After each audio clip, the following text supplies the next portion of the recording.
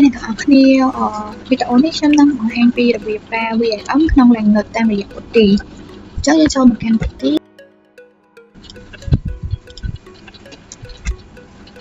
ចុះយើង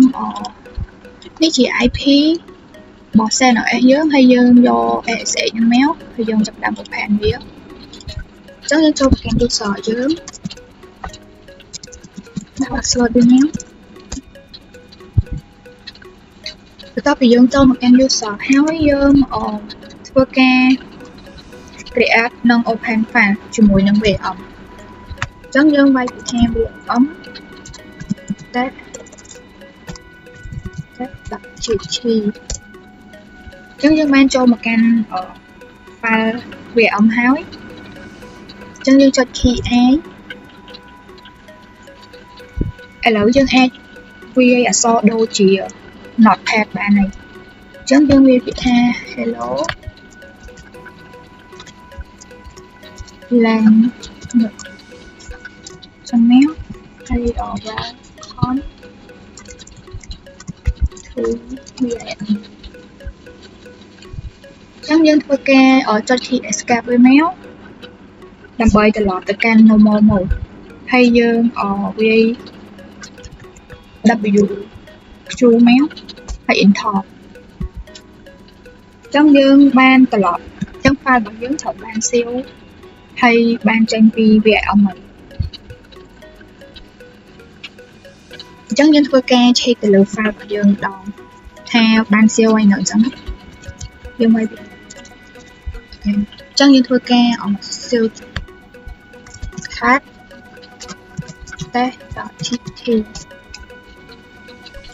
នេះជា text ដែលយើងបានសរសេរមុនហ្នឹងអញ្ចឹងយើងធ្វើការបើក file ម្ដងទៀត test.gt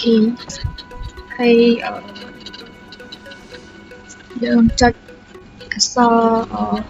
G ពីរដងគឺមានន័យថា line ហ្នឹងវាអក្សរហ្នឹងនៅដើមបន្ទាត់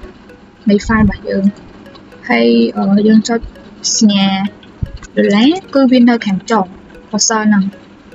ចុះតទៅយើងតេស្តហ្នឹងហើយយើងតេស្តទៅលើការ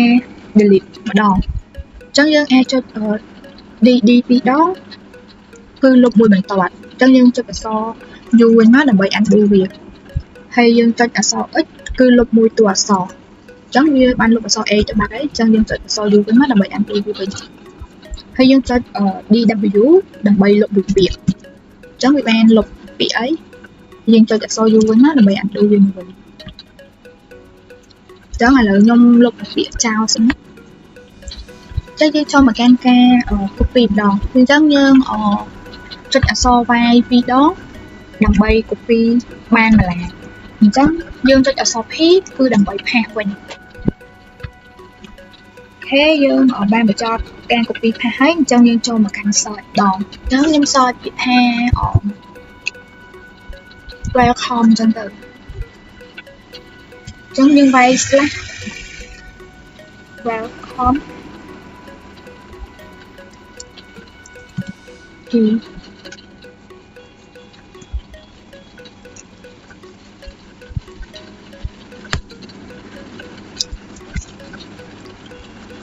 chắc dương ban search khơi nhấy từ dương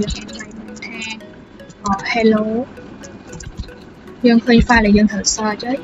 còn dương quay biết tha language cái chỉ biết để dương fan search tôi có dương quay biết tha